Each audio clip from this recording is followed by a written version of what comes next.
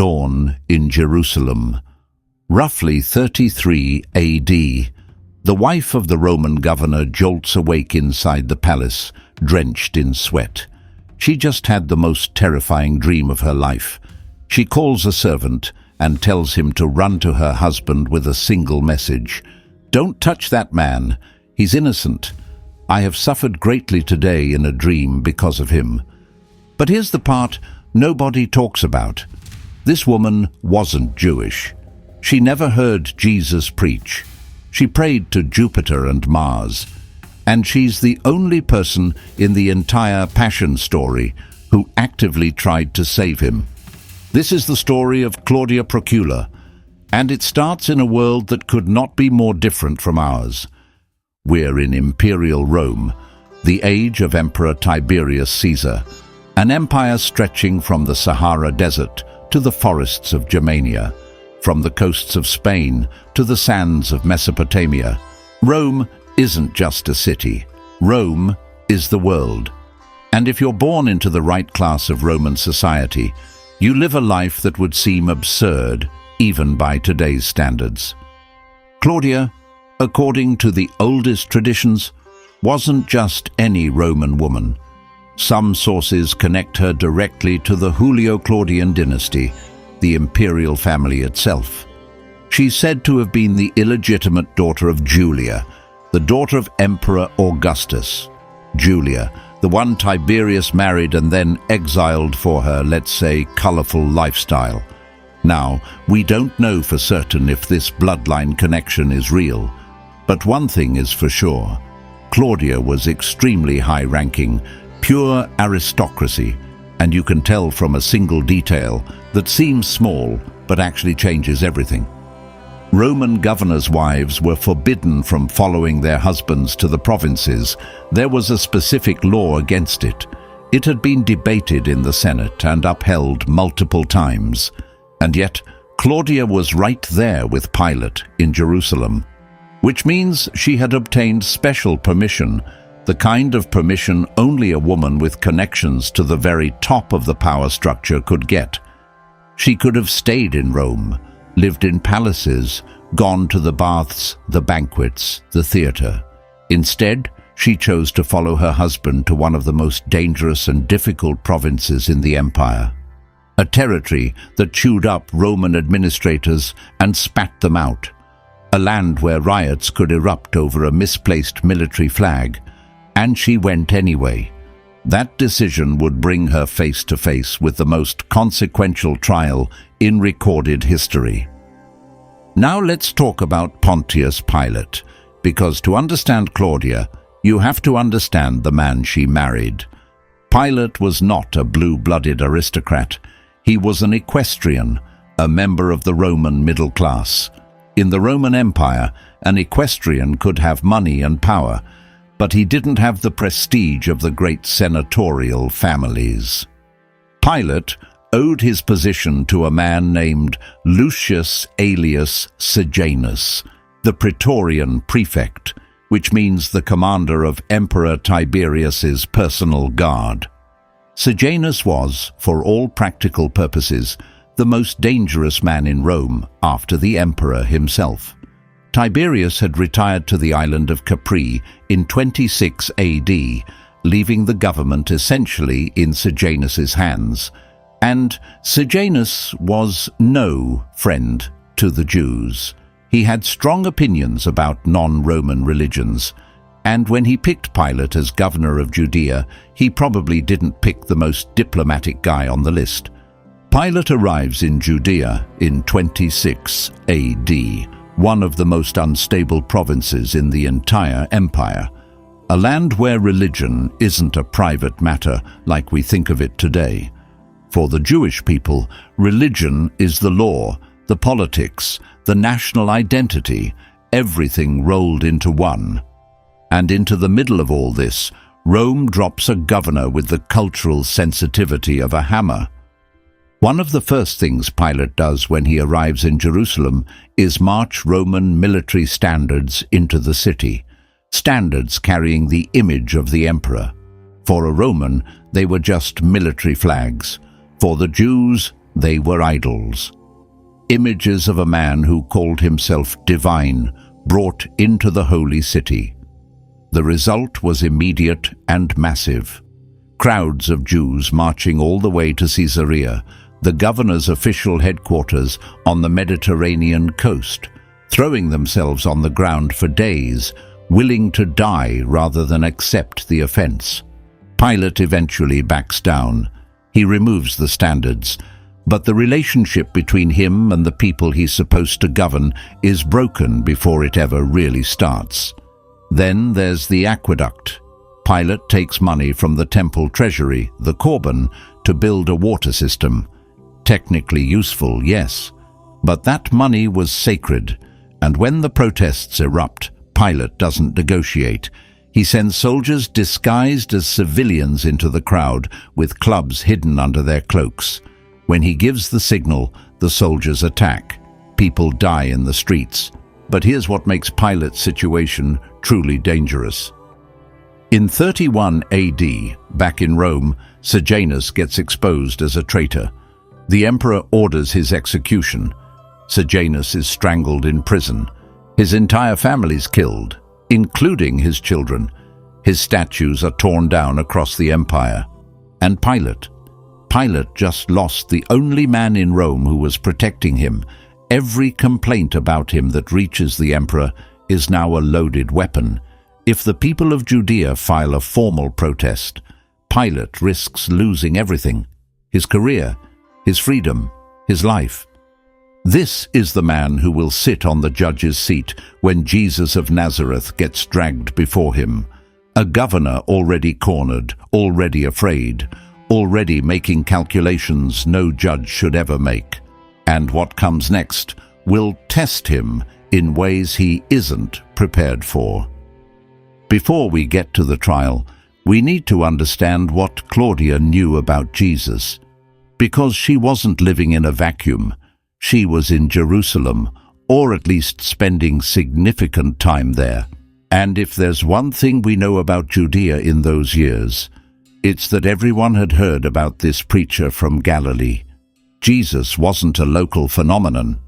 By this point in the story, his fame had spread across the entire region. He healed the sick. He gave sight to the blind. He multiplied bread. He walked on water, according to his followers. And above all, he said things nobody else had ever dared to say. He claimed to be the Son of God. He forgave sins. He openly challenged the religious leaders, the Pharisees and Sadducees, calling them hypocrites to their faces in front of packed crowds. Now picture Claudia in the governor's palace, an educated, curious Roman woman, probably restless with provincial life. Jerusalem is not Rome. There are no games, no Circus Maximus, no capital city social life. The cultural offerings are limited, the political tension is constant, and then reports start arriving about a man doing things nobody can explain. Some traditions suggest that Claudia already had a certain sympathy for the Jewish faith even before she heard about Jesus. This wasn't unusual for Roman women of the era. Jewish monotheism, with its clear morality and single God, attracted many elite Roman women who found traditional polytheism hollow, with its petty gods fighting each other over jealousy and revenge. Maybe she heard about Jesus from the servants, maybe from her handmaid. Maybe she read the reports from Roman soldiers who had gone to monitor the crowds. Judea was a security concern, and any preacher drawing thousands was going to generate military intelligence reports that would cross the governor's desk, which means they also crossed his wife's dinner table.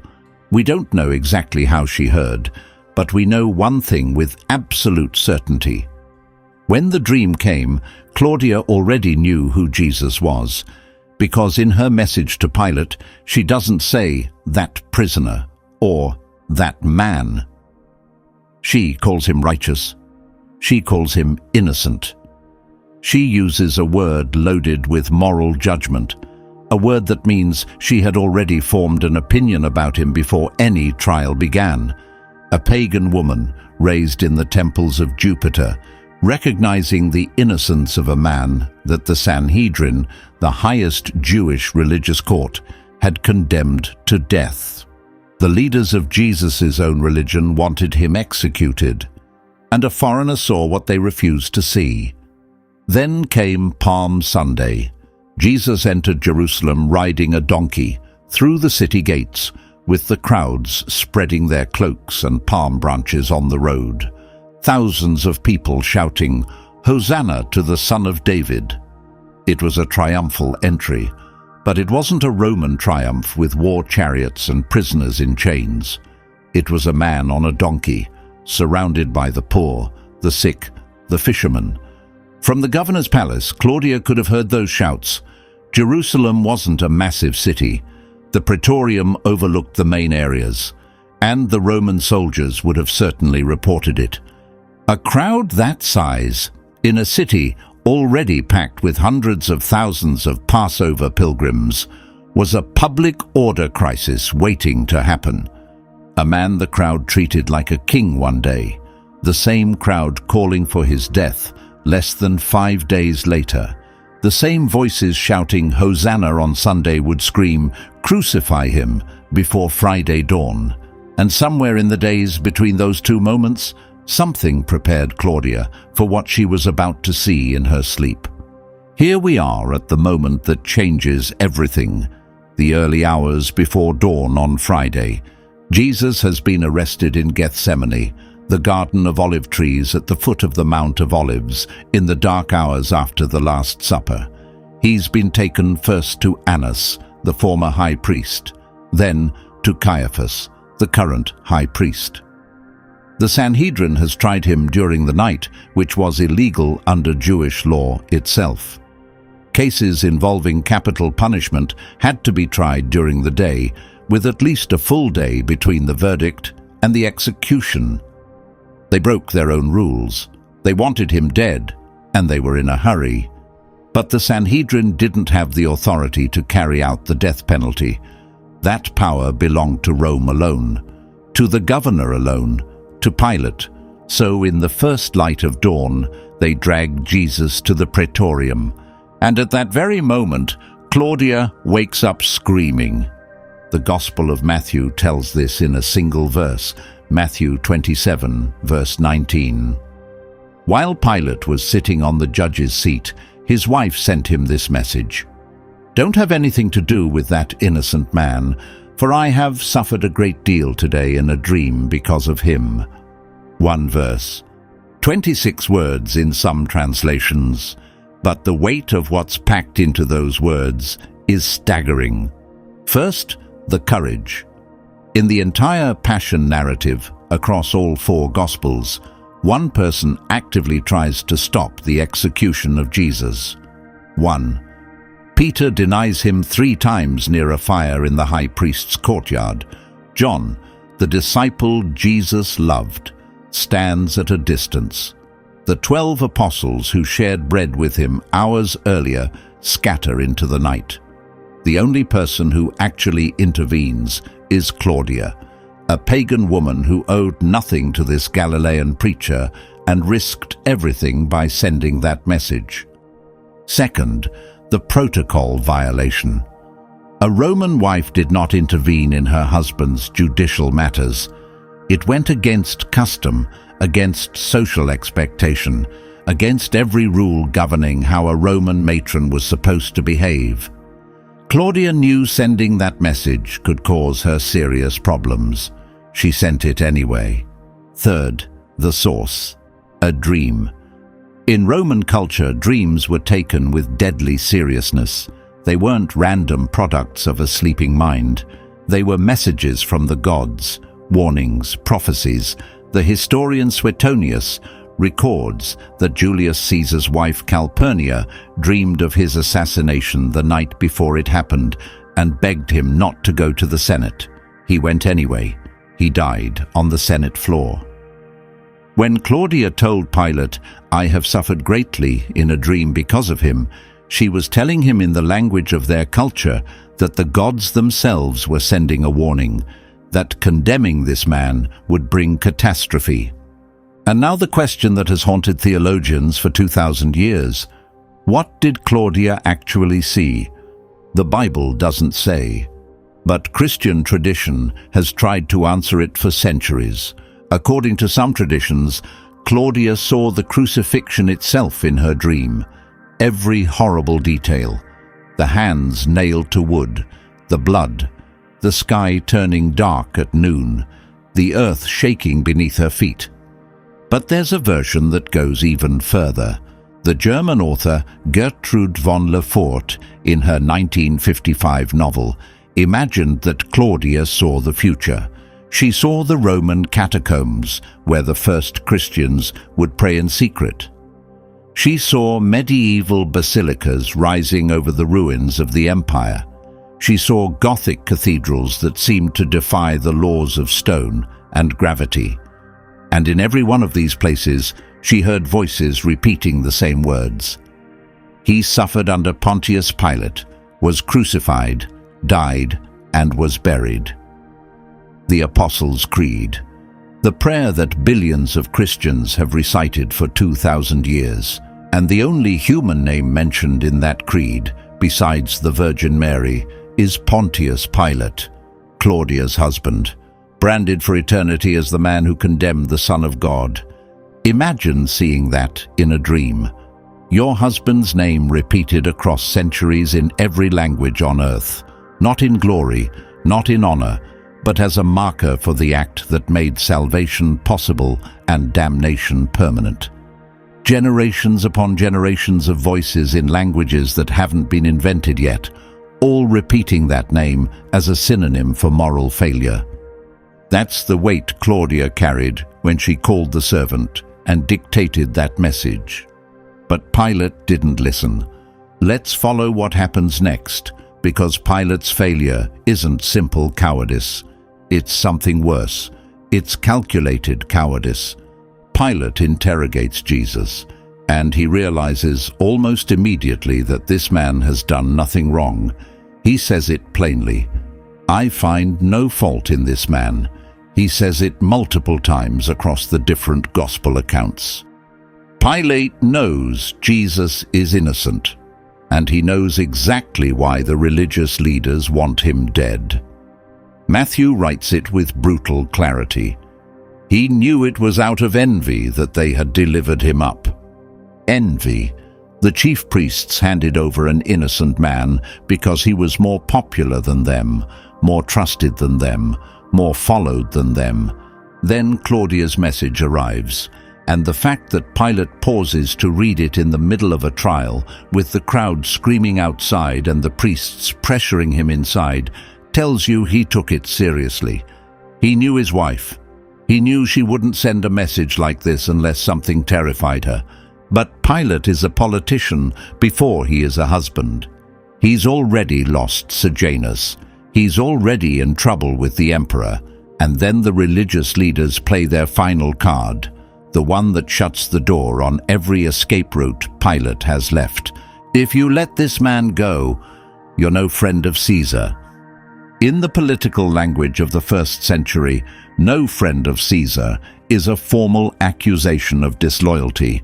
It's a death sentence wrapped in a sentence, and for a governor who has already caused multiple riots and lost his only protector in Rome, it's the end of the conversation. Pilate still tries to maneuver. He sends Jesus to Herod Antipas, the puppet king of Galilee, because Jesus is Galilean. It's a jurisdictional trick. Maybe Herod will take the problem off his hands. But Herod interrogates Jesus, mocks him, dresses him in a royal robe as a joke, and sends him right back. No help.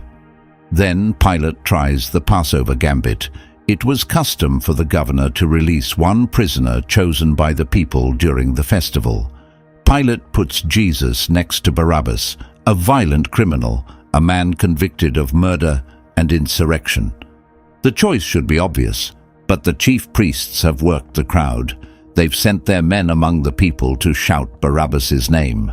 And when Pilate asks who they want freed, the answer splits the air over Jerusalem: Barabbas. And Jesus? What do we do with Jesus? Crucify him. Pilate asks a second time.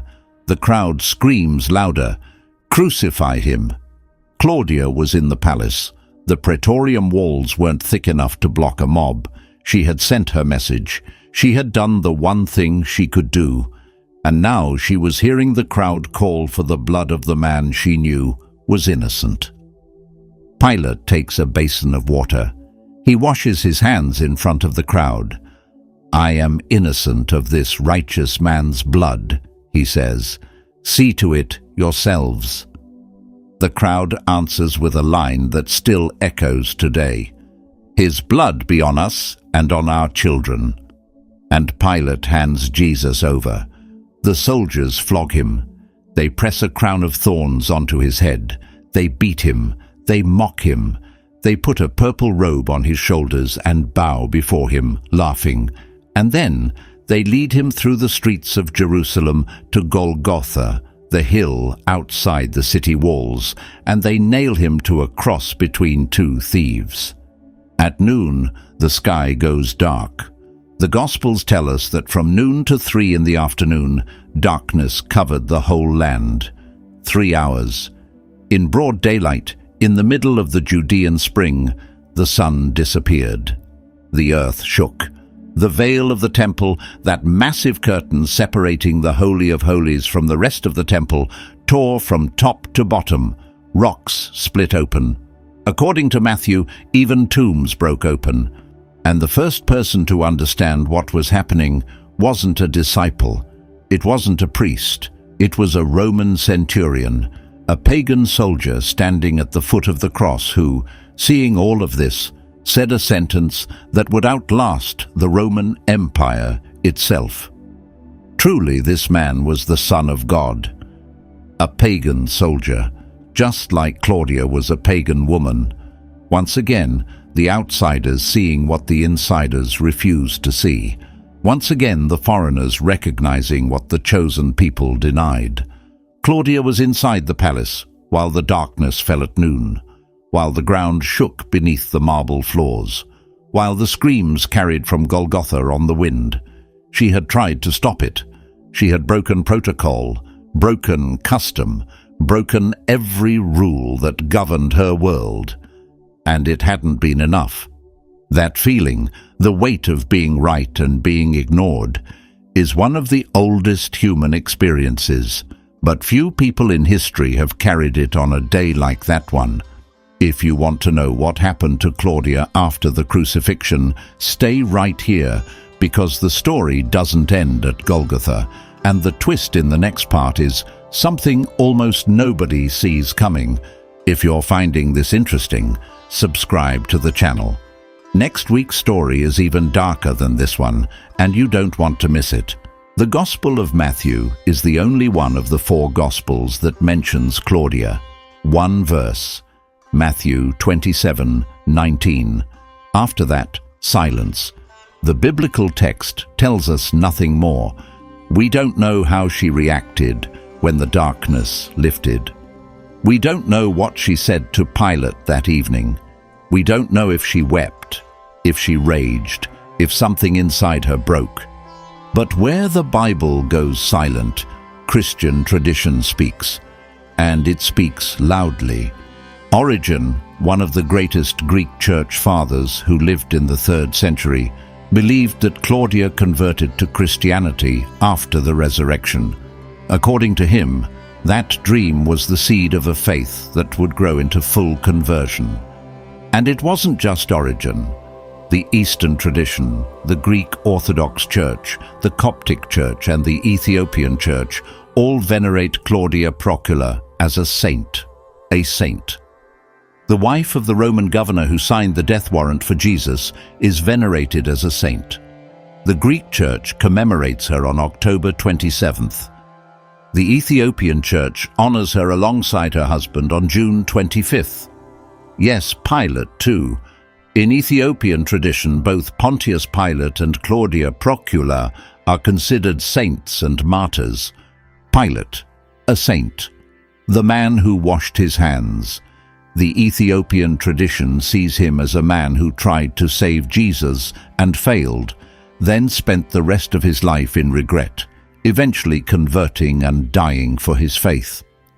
Whether you believe that or not, the fact that an entire branch of Christianity arrived at that interpretation tells you something about the complexity of his story. But Claudia's legacy goes deeper. There's an apocryphal text called The Letters of Claudia Procula to Fulvia, written probably in the 2nd or 3rd century. It's a letter where Claudia describes her life in Jerusalem and the events surrounding Jesus in personal detail. It's not canonical, it's not part of the Bible, but its existence tells us something critical. The early Christians were fascinated by Claudia. They wanted to fill in the silence that Matthew left behind.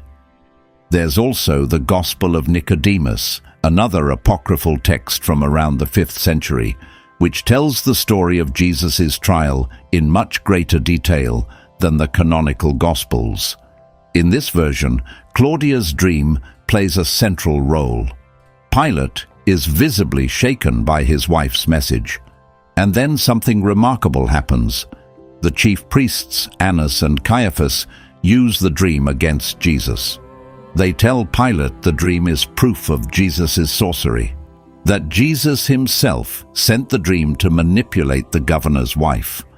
A divine warning, twisted into a prosecution weapon, a message from heaven, repackaged as evidence of witchcraft. But the most fascinating interpretation comes from a completely different direction. In the old Saxon poem Heliand, written in the 9th century, Claudia's dream comes from Satan. According to this reading, Satan sends the dream because he's terrified.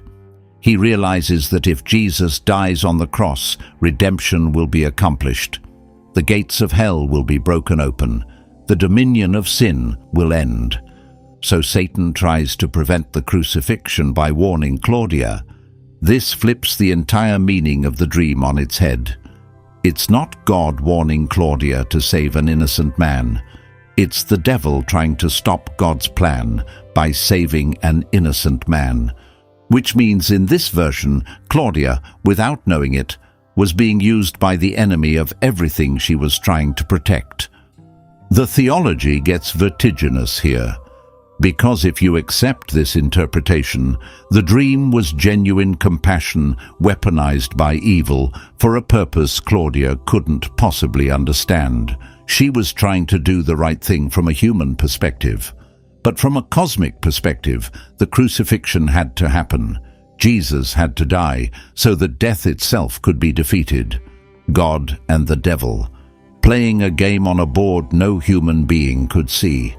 And Claudia standing in the middle, acting from her conscience, unaware that conscience itself was being pulled in two directions by forces beyond her comprehension. This is one of the deepest paradoxes of the Christian faith. The worst crime in history is also the act that saved humanity. The death of an innocent man is the doorway to eternal life. And Claudia Procula is the human being standing at the intersection of that paradox, trying to do right in a situation where right operates on two levels that contradict each other. So what actually happened to Claudia and Pilate after the crucifixion? Let's step back for a moment. For centuries, the only source that mentioned Pontius Pilate as governor of Judea was the Bible itself. Many skeptics argued he was a literary invention. Then, in 1961, an Italian archaeologist named Antonio Frova was excavating an ancient Roman theatre near Caesarea Maritima on the coast of Israel. And he found a limestone block with a Latin inscription. The letters were partially eroded, but the ones that survived were unmistakable. Pontius Pilate, prefect of Judea. Exactly as the Gospels describe him. The stone is real. Pilate is real. The story is real. The historical record tells us Pilate continued governing Judea until 36 AD, about 3 years after the crucifixion, 3 years in the same land where Jesus had died and, according to his followers, had risen. 3 years while the Christian movement was growing day by day right under the governor's nose. The disciples were preaching in the streets of Jerusalem, steps from the praetorium, telling anyone who would listen that the man Pilate condemned had walked out of his own tomb. What conversations must Pilate and Claudia have had during those 3 years? He who tried to free Jesus through legal tricks and political gambits, she who told him the truth and was ignored, the ghost of that Friday morning hanging between them in every silence, in every meal, in every look across the room. Pilate's tenure ended the way it had always been heading. He ordered a massacre of Samaritans on Mount Gerizim. The Samaritans protested to the Roman governor of Syria, Vitellius, who outranked Pilate. Vitellius suspended him and sent him to Rome to answer to the emperor. But by the time Pilate's ship docked in Italy, Tiberius was dead. From that point, Pilate vanishes from the historical record. The traditions about his end are contradictory. Eusebius of Caesarea, the 4th century Christian historian, says Pilate killed himself in despair. Other legends place his death in exile, in Gaul, or in Switzerland, near a mountain that still bears his name, Mount Pilatus, above Lake Lucerne. Others, like the Ethiopian tradition, have him converting and dying as a martyr for the faith he once rejected. And Claudia, the official historical record says nothing. 0. After that single verse in Matthew, she evaporates from documented history, but tradition doesn't forget her. According to some sources, Claudia returned to Rome with Pilate and began secretly attending gatherings of the earliest Christians. In an empire where Christianity was viewed with growing suspicion, where the followers of Jesus met in private homes and underground chambers, Claudia would have been walking straight into danger. If her identity became known, the wife of the governor who condemned Jesus sitting among his followers, the political implications alone could have been fatal. In Paul's second letter to Timothy, chapter 4, verse 21, there's a greeting that has generated centuries of debate. Eubulus greets you, and so do Pudens, Linus, Claudia, and all the brothers and sisters. Some scholars, since the earliest centuries, have identified this Claudia with Pilate's wife. There's no hard evidence. But the name, the era, and the Roman context make the connection at least plausible. If it's true, it would mean Claudia didn't just convert. She became an active member of the Christian community in Rome, the wife of the man who signed the death warrant, joining the followers of the man he killed. The early Christians watching her walk through their door would have faced the ultimate test of the faith they preached: forgiveness. The real kind, the kind that costs something. There's a parallel in Claudia's story that very few people catch, and once you see it, it restructures the entire narrative. Eve and Claudia. In Genesis, Eve uses her influence on Adam to lead him toward the forbidden fruit. Adam stands there in silence. He doesn't resist. He doesn't question. He follows her into transgression without a word. In the Passion, Claudia uses her influence on Pilate to lead him toward justice. Have nothing to do with that righteous man. She speaks clearly, directly, urgently. She tries to pull him away from transgression. But Pilate, like Adam, stays silent where it counts. He doesn't have the courage to act on what he knows is true. He gives in to pressure. He washes his hands. He lets the fruit fall. Eve speaks, and the result is the fall. Claudia speaks, and the result would have been salvation, if only Pilate had the spine to listen. In both cases, a woman's voice and a man's silence. but the consequences are mirror images of each other. And then there's Mary, the new Eve, according to Christian theology. Mary stands at the foot of the cross, silent, present, watching the new Adam, Jesus, die on the wood of the cross to undo what the first Adam did at the tree in Eden. Claudia stands between these two women in the theological architecture of the story. She isn't Eve, she isn't Mary, she's something different.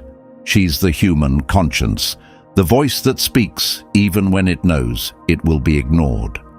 The ordinary person standing at the crossroads of cosmic forces, doing the right thing for the right reason, and being overruled by a husband too weak to listen. And that position, the position of the person who speaks the truth, knowing it won't be enough, is perhaps the most honest position any human being can occupy, because the world is full of situations where the right voice goes unheard, where the person who sees clearly is overruled by the person who calculates, where courage loses to convenience. Claudia's story isn't ancient history.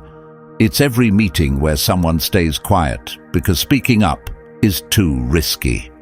It's every moment where the truth is obvious and everyone pretends it isn't. One final detail, and this might be the most extraordinary piece of all. There are 21 accounts of revelatory dreams in the Bible. 21 instances where God communicates with human beings through dreams. Jacob sees the stairway reaching to heaven. Joseph interprets the sheaves of grain bowing before him. Pharaoh watches 7 fat cows devoured by 7 lean ones. Daniel receives his nighttime visions of empires rising and falling. Joseph, the earthly father of Jesus, is warned in a dream to take his family and flee to Egypt before Herod's soldiers arrive. 21 dreams. And out of all 21, exactly one was given to a woman. One, the dream of Claudia Procula, the wife of Pilate, the only woman in the entire Bible to receive a revelatory dream from God, is a Roman pagan who grew up praying to Minerva and attending sacrifices at the Temple of Vesta. She's not a Jewish prophetess or a matriarch of Israel or a devout follower of the law of Moses. She's Claudia Procula, and that single fact tells you something enormous about how the Bible portrays divine communication. The message doesn't go to the most pious. It goes to the most open. It doesn't follow religious credentials. It follows the heart willing to respond. Claudia had no theological training, no prophetic tradition, no scripture to guide her. She had a dream and a conscience, and she acted on both. The name Claudia Procula has been lost to official history. There's no book of the Bible dedicated to her, no letter bearing her name, no chapter. There's a verse, a single verse. But that verse contains a lesson that 2,000 years haven't worn down. That courage doesn't require the right faith, it requires the right heart. That doing the right thing doesn't guarantee the right outcome, but staying silent guarantees the wrong one. That God, or truth, or whatever you want to call the force that moves the conscience, can speak through anyone. A prophet, a king, a fisherman, or the pagan wife of a Roman governor who prayed to the wrong gods and still heard the right voice. Claudia didn't save Jesus. She couldn't. The plan of salvation required the cross. But Claudia did something that Peter couldn't do near that fire, that the apostles couldn't do in their fear, that Pilate couldn't do with all the power of Rome behind him. She spoke. She called righteous the one who was righteous. She tried to stop an injustice, knowing the cost, accepting the futility, acting anyway. And for that, 2,000 years later, millions of Christians around the world remember her as a saint, Saint Claudia Procula, the pagan woman who tried to save Jesus. The next time you see something wrong and your mouth wants to stay shut, Remember her. Remember the woman who woke from a dream so terrifying it overrode every rule she'd ever been taught. Remember that she spoke, and remember that it mattered, even though it didn't work.